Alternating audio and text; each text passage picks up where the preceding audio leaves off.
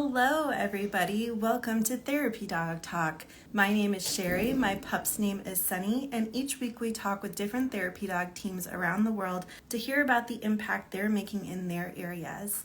If you're not sure where to get started, we have a free guide for you that you can find at freeguide.therapydogtalk.com, or you can join us over at our community at community.therapydogtalk.com. Both of those are free for you. Today, I'm really excited to talk with Tara and Juno about their experiences volunteering at a hospital and at an airport. And they've got over 10 years of experience, so I'm sure we have a lot to learn from them. So I will go ahead and find them and get them in here. Yay, I can see you. Okay. I could see you. I could hear you. I was like, I'm in here, but I don't know what's happening. I know. And people in the comments were like, we can see her and hear her, but I couldn't see you or hear you because Instagram is just awesome like that sometimes. Oh my gosh. Well, yes, I saw all the shenanigans that was happening in there. I saw Mr. Boone, so. It took me a second to realize what they were mentioning because I forgot you both are PIT PAWS. Yeah. Obviously, your favorite dog to work with is Boone, right? Obviously, yes. Juno loves Boone. Aw, I love that. Yeah. Well, Tara, now that we have you in here, would you like to introduce yourself and Juno to everyone? Sure. Hi, everybody. My name's Tara Hoover. I have a 14-year-old chocolate lab named Juno. I was hoping she was going to make an appearance, but she's actually on her way. They're leaving in a couple minutes to go to the chiropractor. So lots of upkeep for my senior girl. But yeah, we have been actively volunteering since 2012. We've been at it a really long time. I've learned a lot of things over the years, and it's been wonderful. I can't think of a better way to volunteer than to do it with your dog.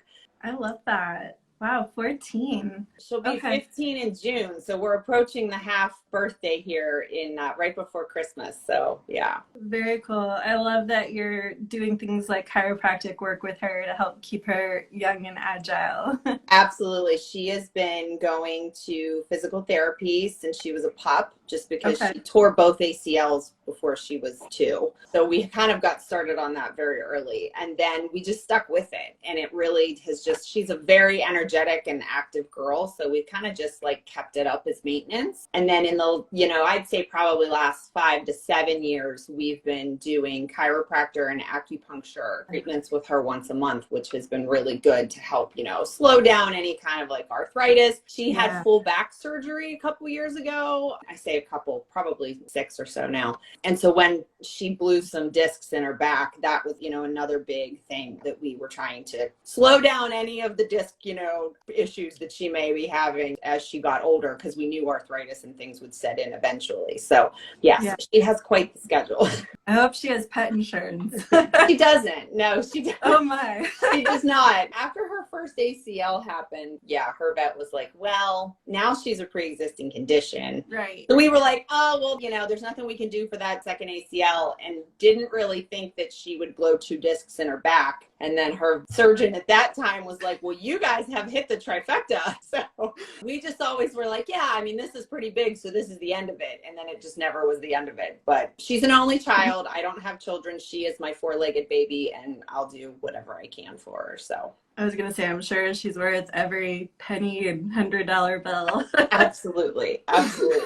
Nice. Well, Tara, that's a long time that you've been volunteering together. How did you first find out about therapy dogs? So I actually had to do a little bit of digging this morning because it's been so long, and I wanted to make sure I had kind of the dates, because I tell the story, but things kind of like run together because it was a decade ago. And so when Juno was a puppy, we started to take her to dog school. So we were, if anybody's here locally, we took her to Misty Pines up in Wexford. And, we were in these classes, and we were just going because we had this rambunctious puppy and we wanted her to be obedient and learn things. And their whole philosophy was, we are training you to be able to pass the test, whether you even want to be a therapy dog or not. Their curriculum and what they were teaching was geared towards having a dog that could pass the CGC, the Canine Good Citizen, and also therapy dogs if you would want to do that. So I heard that term, and I heard them talk a lot about it in class, but, I wasn't exactly sure what it was. I was like, oh, that sounds like fun. Like, that's something cool,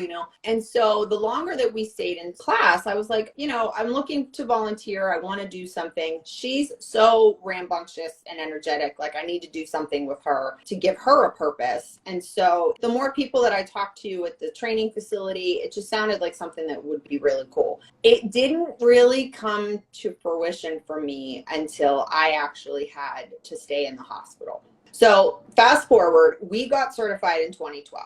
And I will tell everybody that's here, it took me 3+ years to train her to pass the test. And I mean, I could have probably taken the test and given it a go and but it took me that long to get confident in both of us, to know that she had everything she needed to pass the test. At the time, there was a part of the test where the dog had to sit and accept a stranger and have them hug them. Juno is a kisser. She's a lover. She's a jumper. That was the one part of the test that we worked on for what felt like years. And so we finally passed. We got our certification in 2012. And at that time, a decade ago, really when you heard of therapy dogs, it was like therapy dogs in nursing homes. That's just kind of what it was. The main thing was nursing homes and libraries. So I just thought, okay, cool. We got our certification. We're ready to go. My grandfather was in a nursing home at the time. I took her to see him. We tried out a couple different nursing homes, and I quickly realized that this was not going to be a good fit. I was like, oh my gosh, the speed of Juno and the speed of the elderly patients at the nursing homes and the residents was not a good fit. And so I was like, oh, this is bad.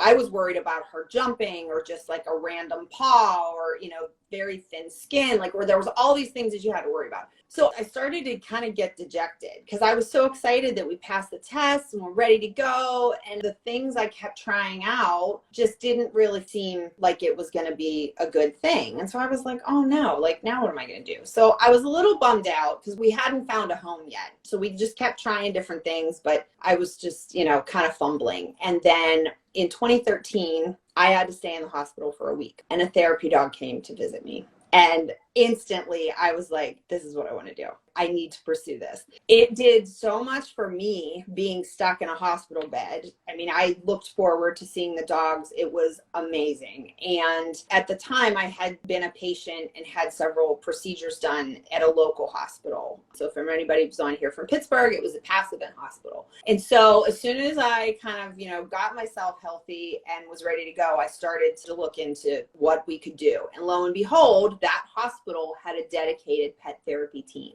And a year later, so the December of 2013, we had our interview at the hospital and we started volunteering at the hospital. And so that kind of started us off. And at the beginning, and I tell everybody these stories because I don't want anybody to think that you just get your certification and then your dog's perfect and everything's great, because it's not. And I remember the day that we had our interview, I was sweating buckets because at this point, even though I knew that Juno could lock it down and behave herself when she needed to, I needed to make sure that the circumstances were correct, right? So I needed to make sure that she had exercise. I wanted to make sure that she had, all these things in place so that she could perform and be the best, girl that she could be. Well, of course, the coordinator's like, meet us at 9 a.m. on a Friday morning. And I was like, I can't stick this. And at this point, Juno was 4 years old. She was still so energetic, and putting her in the car for 45 minutes and then expecting her to be this perfect therapy dog. I was so nervous. And so the coordinator was so gracious and understanding and lovely. But it was funny because she was like, we're going to start you off in common areas. And I was like, okay, that's fine. We weren't allowed in patient rooms right away. She let us ease our way in. And I think within a month, Juno was comfortable and we were able to go into patient rooms and go other places and things. But we had to work our way up. She just was such a maniac that everybody had to kind of make sure, which I understood, I was like, she can do it. She's good. And when I would take her after class. So we would go to school and she would have obedience class for 45 minutes and then we would go volunteer. And it went on like that for years because it was the only way that I could be certain that she was mentally drained enough to behave herself on a visit. So that's how we found our home. I knew that she was not the kind of dog that wanted to sit in one place for very long. She loves people and she loves to be on the move. And so the hospital ended up being a great fit for us because we just went room to room to room to nurse's station. There was plenty of things, you know, for her to visit and to investigate and to look at. And so it was a really good fit. Yeah, it definitely, I hear the Labrador puppy energy in there for sure. It was crazy. I mean, she had a reputation of like class clown when we would go to school, you know, and I think that our trainer at school, you know, loved the idea that she was this crazy clown, but she also could do it. When she put the vest on, she knew, you know, and so it was a sign that they know and they know what their job is. Yeah. Yeah. And so we've been at PASSIVant ever since. Nice. Yeah. And you're registered through Alliance of Therapy Dogs, right? We are. We started years and years ago with Therapy Dogs International. Okay. And then just the more I was volunteering, the more things that I got involved in, they have their kind of more strict rules about who you can be around. And they're very like, you can only be with us. And Gotcha. so we switched when we joined PIT PAWS at the airport to the Alliance of Therapy Dogs because they would let me be a part of the Alliance and TDI at the same time if I wanted to. They're not as closed off. They're a little bit more open about like what their volunteers are doing. So because of that, I wanted to stay at the airport and the airport went to an Alliance only program. So we switched and went to the Alliance. And the hospital was okay with you being with Alliance? Yes. And actually, I mean, I'm just sharing this based on experience because I didn't know this. You know, years and years went by, right? Like we were volunteering at PASSIVant at the hospital this whole time. And when this came up, when the airport switched, unbeknownst to me, the hospital was taking people from all different kinds of therapy dog organizations. So it wasn't just TDI. It wasn't just the Alliance. There's a couple other local ones here in Pittsburgh. And I didn't realize, like, the hospital had us training new dogs. So, like, when a new dog would join, a lot of times we would be the team to welcome them. And I didn't even know that was something that I should have been asking. Thank God nothing ever happened. But unbeknownst to me, that whole time that I was in the presence of a dog that was part of another organization, because I was part of TDI at that time, my insurance wasn't in effect. So, you know, by switching and kind of doing my homework, I didn't really realize some of the fine print when it comes to when you're covered and when you're not. And so that was certainly a lesson. I didn't know all that time. You know, I just wasn't really aware of what exactly that meant. So it can be difficult to figure out some of those questions because you don't even know what to ask a lot of times. Yeah, it is. And I know a lot of people who just will get like a general liability policy for themselves personally, just to know that no matter what happens with whatever organization that's involved, you still have some sort of, you know, kind of umbrella coverage for yourself. Yeah. It's not the fun part to think about when you're doing this, right? Like you're just excited, you want to go and you want to do something good with your dog, but there is a liability factor to it. So you just need to be aware. Yeah, definitely. I know that's something we talked about with Kara a while back when she was on here because she's also a lawyer. So we talked quite a bit about, like, obviously she can't give legal advice on Therapy Dog Talk, and I'm certainly not an expert, but she was sharing a bit about umbrella policies and what organizations cover and things like that. So yeah, it can be pretty interesting. That's something that doesn't get talked about that much, I feel like. Yeah, again, it's just not the thing that you want to think about when you work so hard to get the certification and you get it and you're excited. But yeah, just based on my own experience, definitely ask the questions. And what I also have learned is that the facilities, it's not their job or it's not in their interest to really go and make sure that you're covered, right? They're just like, we want as many volunteers as we can get. It's up to you to figure out if you can come here and in what capacity. And that's kind of along the way, unless you have a facility like the airport that decides that we're only going to do Alliance because it just makes everything easy. When you have a place that will accept multiple programs, you just have to make sure that where you're registered will allow you, because a lot of times there's group events and parties and that's when they want the dogs there. So you just have to be really aware of, who's there and who they're registered with and all the kind of like fine print legal stuff, you know. Yeah. Jared said, just for clarification and extra policy outside of doing therapy work, you are covered by ATD with its policy. Yeah, Jared, ATD covers up to a certain amount as far as I understand. So like an umbrella policy gets you beyond that and outside of where you're working with ATD too. Yeah. And ATD in any place, they have like ATD, it's like your insurance covers you from, your car to the door. Like, Right. there's I'm sure that if something happens, that's when all of these really minute details are going to come into play. Right. So Yeah. I have an umbrella just for like, if anything were to happen that doesn't happen to be covered under that specific policy with ATD, then I just know that I have a little bit of extra protection there. So Yeah.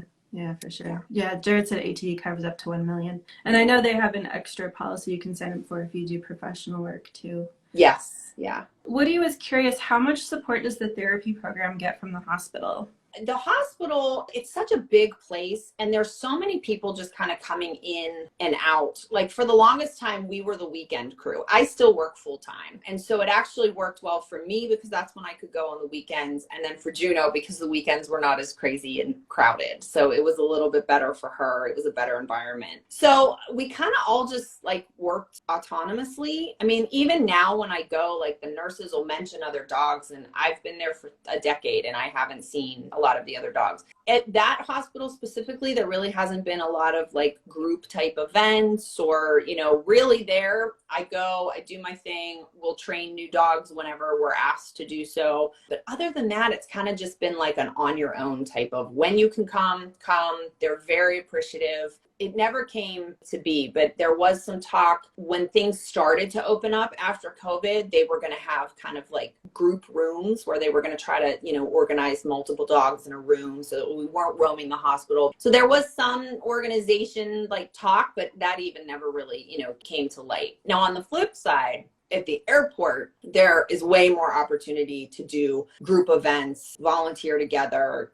We just got an email today. We're having a holiday dog parade. So all of us parade through the terminals. So as far as kind of just feeling like a team and a group, I found that much more through PIT PAWS than I have at the hospital. But they both are good in just different ways. So I don't want to say that the hospital doesn't support us. It's not that, but at least at that hospital, to me, it just seems to be kind of like you're on your own. Yeah. Are there any other differences that you really notice between the airport program and the hospital program in terms of things that you have to be aware of for Juno, or maybe even how the different environments impact Juno?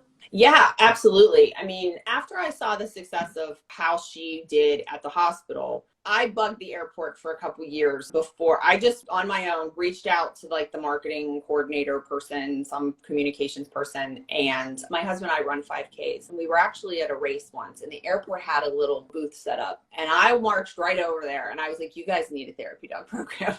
And so I got some information and I kept bugging them maybe twice a year for a couple years. And I didn't know that they were in the process for a while of getting this. It took them a long time, and I was not involved in like the setting up of it. But as soon as I found out that it was created, I was like, we are there. And I just knew that Juno loves to move, and it would be such a great environment for her. What I wasn't prepared for was the constant leave it, not eating everything on the floor, because hospitals are pristine, right? So then you go to the airport and it's like a buffet, and you have to really watch because there's a lot of stuff on the floor you don't want them to be eating, so I need to be on my game a lot more as far as just like making sure that she's not under seats, and which she does, she gets into things, right? But I find myself having to be on top of her a little bit more at the airport than I do at the hospital, because the hospital is just a more confined place, right? Like we know what we're doing. We mostly visit the nurses, they love her, they play with her, all the things. But the airport is just this expansive place with just so much, right? So yeah, it is. I mean, the airport's very upfront when people apply, and they say like, this might not be a good fit. And again, like that's just what I tell everybody is you have to be willing to accept that as much as you might want to be there, if it's not the best place for your dog, then it's just something you're not going to be able to do. And I learned that the hard way through the different facilities that I would go into on the nursing home end of things. I didn't know that this is where we would end up, but it's been great. And we've met so many people, and I've collected so many wonderful friends over the years, by doing this. So yeah, the airport is a much more, I would say, stimulating place. There's just people and suitcases. And I mean, even something as small as in our airport in the baggage claim, it's a tile floor. And like, this is something like people would not think about, right? But I'm there with my dog, and the sound of the wheels on that tile, the first couple years we did it, I could see instantly she would get kind of amped up and like nervous in the baggage claim. It just was that noise everywhere. So I kind of stayed away from the baggage claim and I just went to different places. The thing I love about the airport is that I feel like there are so many opportunities to find a fit.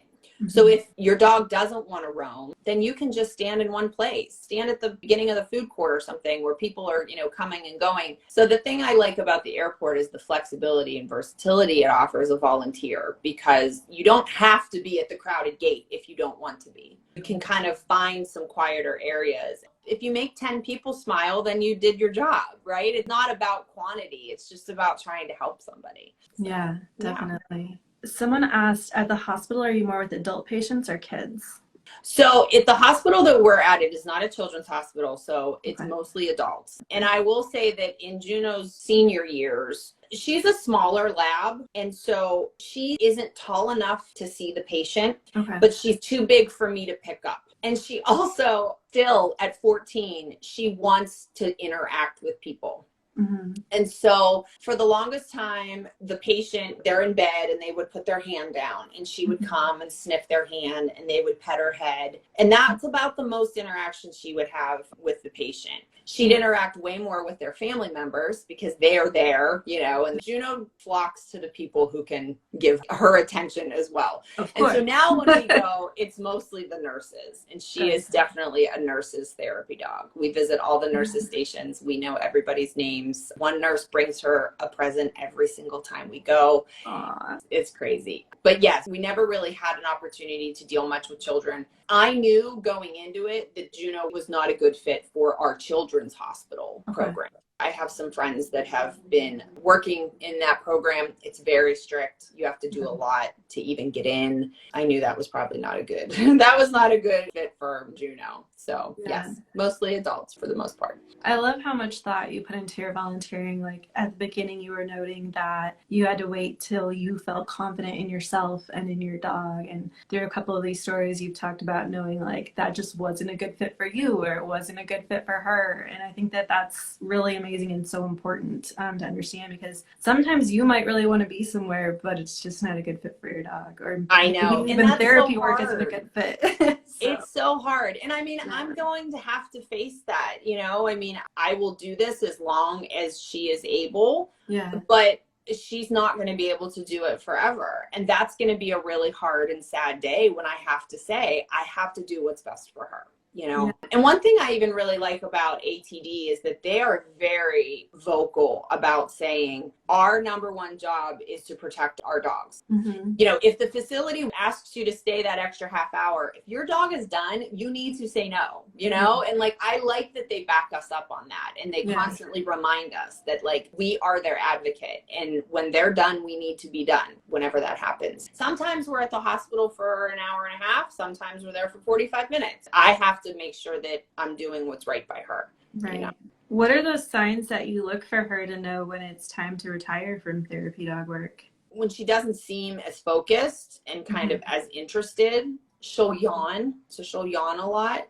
You know, and that yawning could be whether she's nervous or tired or just kind of like done. So like panting, yawning. With her, especially at this age, when she's not interested, you can just kind of tell. She's just like, I'm done. I would say because we had that break with COVID, for me, those were critical years because it went from like 11, 12 to 13, 14. And those years, you know, the aging process is pretty rapid once you get to the teenage years. And so I have to just really physically pay attention to her because if we go a little bit too long, she kind of sinks and she just kind of goes, okay, I'm done, you know, and she just starts to like lay down very, very slowly, you know. So I have to, because of her age now, I need to be even more on my toes to make sure that I stop before she gets too exhausted. So Woody wants to know, what will you do when she decides that it's enough for her? Have you thought about training another, which I know can be a really hard question to even think about.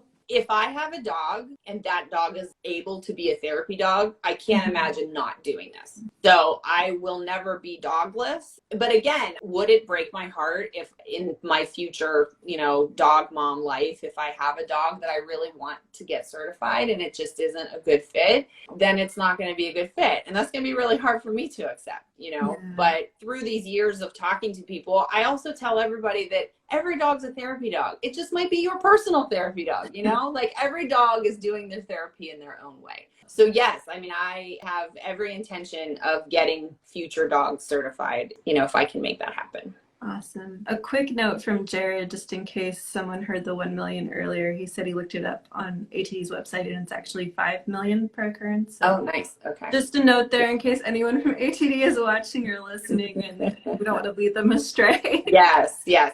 Just do your homework, read all the documents, look at because it could change by the time you hear this if you're listening. So. Yeah. And we get issued new insurance every year. Even something like that, like you have to make sure that your facility has your updated insurance documents, all that kind of stuff. There's a little bit of homework to do. And one other thing I would say too, just based on where I've chosen to spend my time volunteering, is there are yearly requirements. So I have to take multiple tests at the hospital. I'm required to have a flu shot. There are things I need to be doing on a yearly basis to keep my volunteer status active. On the flip side, I have to take a test and get badged every year at the airport to keep my security badge active. So volunteering is great, but there's also some responsibility that comes with it on the part of the human. So, and that seems to be a pretty common thing where you get your certification, but the facility will have their own set of rules and things that you have to do as well. And I've talked to some people who are like, oh, I don't want to have to go and take a test. And it's like, that's fine. That's totally fine. But just know that you have to do it before you take the time to apply. Yeah. Man, everyone really wants to get Boone all the shout outs today. Astrid wants to know if Juno has the best therapy dog friend. That's my buddy Brad from the airport. He works for Southwest. And yes, Brad, Juno and Boone, they have a celebrity nickname. They go by Boono. Juno and Boone work very well together. They're very sweet when you see them together. Well, I'm very glad then that we finally got the other half of Boono on here because we've already talked to Boone. Boone is the best. So yeah, I love when they're able to work together. I've seen him try to protect Juno from his wheels. And it's just like the cutest thing ever. He's like, get away from my girlfriend. That's so cute. Tara, do you have any advice for someone who's interested in getting started in this work? Just do your homework, really. For me, obedience classes were a godsend because I was able to soak up the knowledge and the instructor helped us, but being around other dogs, I know a lot of people who do it themselves, because the tests are online and you can kind of read and figure out what you need to do. But a group class definitely helped us. And then if you can talk to as many people as possible, I think that's really helpful. I really didn't know many people 10 years ago to get this advice or to get this kind of like firsthand experience. So I would ask a lot of questions, talk to a lot of people, and just go into it with an open mind of just that your dog will let you know what's a good fit. But the great thing is that I've seen so many more opportunities come about in the decade that we've been doing this. I just told somebody on Friday, he was asking me, that's the other thing is like, I tell passengers all the time about it. I tell them I have my badge. They take a picture of the ATD website. I'm like, go online. And he was saying, he wanted to get his dog certified. And he's like, I don't know. I just don't know where we would go. I said, don't worry about it. There are so many opportunities between libraries and schools and nursing homes and airports and, courtrooms. And there's just so many. There's so many things that you can do. So if you don't find your fit right away, just keep trying and you'll find something that fits for sure. Yeah, I love that. Yeah. I don't want to keep you too long, but before we leave, what do you enjoy the most about this work? Or if it's easier to tell it in a story, what's a story that really is a good example of why you enjoy doing this? Okay, I have two. And before you go, since Juno's not here, I actually just remembered. I have this little cutout on my desk. So this is Juno. Paper Juno. This is my little girl. So two stories stand out. I have one hospital and one airport. At the hospital, I guess not even just one specific story, but I have been in the room when people are saying goodbye for the last time. They don't know me, they don't know my dog, but I sat there and they just had a hand on Juno while they said goodbye. And it's just so powerful. You don't realize that it helps that much, and it does, So those moments, definitely, I have countless moments like that just happen. You don't plan for them to happen, but you're there at the right time in the right place, and it's beautiful. And it really is like, wow, you really feel that you did something good. On the flip side, at the airport, the very first day we went, and again, like, I'm super nervous. I don't know what to expect. We're doing our thing, and we stumbled upon this woman who was terrified to fly. And we sat with her for probably 15, 20 minutes, and we talked. She played with her, and it got her mind off of it. And she sat there and just thanked me profusely. And I'm like, this is my first day, and this is amazing. I've had people tell me they didn't have to take Xanax before a flight because they just had a distraction and a calming presence of a dog. And yeah, those little moments happen all the time. It's a nice reminder that you're doing something good for the world. I love that. And it sounds like you've inspired Jared to check out the airport for Bree when she becomes certified, since it's near them. So. Definitely. Jared, I believe they want the dog, I think, to be a year old and to have some sort of prior experience. So get out there, get started, go to, at least a couple places so that you're able to say that you've gone and done some sort of volunteering first. And then, yeah, I love PIT PAWS. It's been so much fun. I love that we have it. I think we're over 20 dogs now. I remember when it was just a couple of us. So yeah, it's super fun. And just like the hospital, when Juno is mostly a nurse's girl, the employees love it. And we love the employees. And so we have all of our BFFs, and we go and we visit all of the employees when we work, and it's so much fun. Yeah, I know the employees really get into trying to collect all the cards and everything. Yes, yeah. It's really cool when the gate agent will announce us, because then I don't have to repeat myself 1,000 times. I love it when the gate agent will hop on and be like, Juno's here to just say hi to everybody if you want some puppy love, so it's good. I think they appreciate us as much as we appreciate them. That's a really good idea if you're working at an airport, to have the gate agent announce, and so you don't have to say it over and over. Yeah, I know. Because I'm like, oh, this is Juno. She's here. It's like I just sound like a broken record. So yeah, it's really fun when they spy us early enough and they're able to kind of announce it. Then people don't have to ask questions anymore. They just kind of know. Yeah. That's really great. I love that. Someone commented, I think it was Astrid, they said, as much as it's about the dog, it's also about the handler, both comfort the people. So it's true. Yeah, last Christmas, we volunteered Christmas Eve. I vividly remember this older woman. She hadn't flown in, I think, 40 years. And we sat with her, and she held my face and was like, thank you. You just want to cry. I mean, you're just like, oh my gosh, I'm here with my goofy dog, and we're not doing anything special. But I think it does make a difference. Yeah. So yeah, this woman was so sweet. She was so scared. She had to connect, and she was in Pittsburgh on a connection, and we calmed her down and told her it would be okay, and hung out with her. And you have flashes of those things, right? So over the years, you just collect those moments, and at the end of it, you've helped a lot of people. Yeah. You're getting all the hearts, all the likes right now. Definitely resonating with people today. Yeah, I love it. Therapy dogs they're amazing. Yeah. And it takes a really special person to do that work with them too. So I do think that a lot of people, when they first get into it, they forget that there is the human element of volunteering with your dog as well. Your dog doesn't do all the work for you. So yeah, for sure. Awesome. Well, Tara, is there anything else that you really wanted to share while you're here? I don't think so. I mean, yeah, I just tell people, I'm like, I don't sugarcoat it. I am real with people. I don't want people to think that Juno's this rock star dog. And no, this took years. It took years, and it took a lot of failures, and it took a lot of trial and error. And, just don't get discouraged, because it's easy to get discouraged. And so just listen to your dog, pay attention, and, you'll figure it out. Yeah, I love that. And I love your honesty and transparency about your journey too, because I think a lot of people do get discouraged. They hear the stories of the dog who just turned 1 year old and passed their test on the first try. And I know. And I really just don't think that's the norm. It's just what you hear about. I know. And I love to say to people, it took me 3+ years to take that test. And another funny story, I could talk about this all day. I promise I'll shut up. I could too, so it's okay. There's one other story that is Juno's claim to fame, which I freaking love telling people this. So one of the other things I had in my head was I found out that there were therapy dogs at the University of Pittsburgh.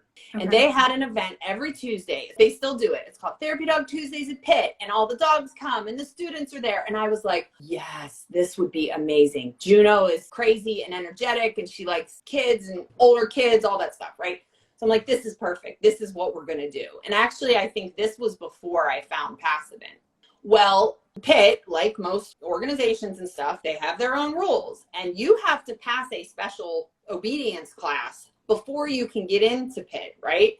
Well, of course, the obedience class is at 7:30, like on a Thursday night, and I work full time. This dog has had no exercise all day long, and I come home and I put her in the car, drive a half an hour. The classes were at the Humane Society in the North Side, and she couldn't pass. She was a maniac, and I'm still friends with the lady that runs the program to this day, and Juno's like this legendary reject, and I was like, she can do it. I promise she could do it. And she's like, I believe you, honey, but she's not doing it right now, and so that's not gonna work. And so we tried and tried, and she wouldn't let us in. I mean, good for her, because Juno was a maniac in these classes. And so I just on Friday sat with some Pitt students, and I was like, Juno couldn't get into Pitt. She was rejected. But now, again, application denied. I know. And so I love telling all the college, especially this time of year, I tell all the college kids that Juno couldn't get into college. And again, like the silver lining to that is that Juno would have hated it, because it's in this cathedral,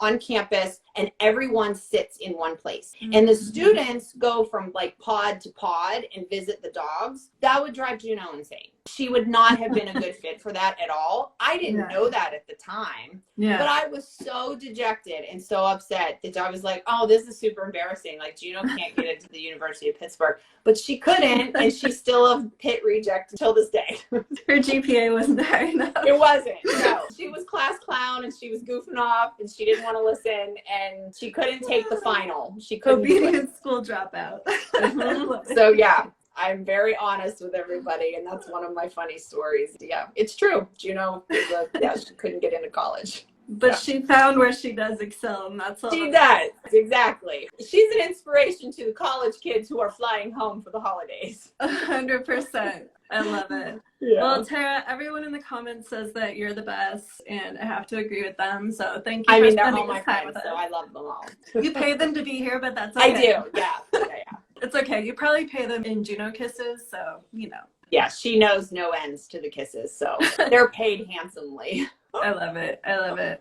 Well, thank you so much. And if people want to follow your journey with Juno, they can find you at Tara Hoover, right? On Instagram? Yes, my Instagram is just dedicated to my therapy dog work with Juno. So follow me at Tara Hoover. I hashtag everything Juno Hoover as well. So if you want to follow the hashtag, you can do that too.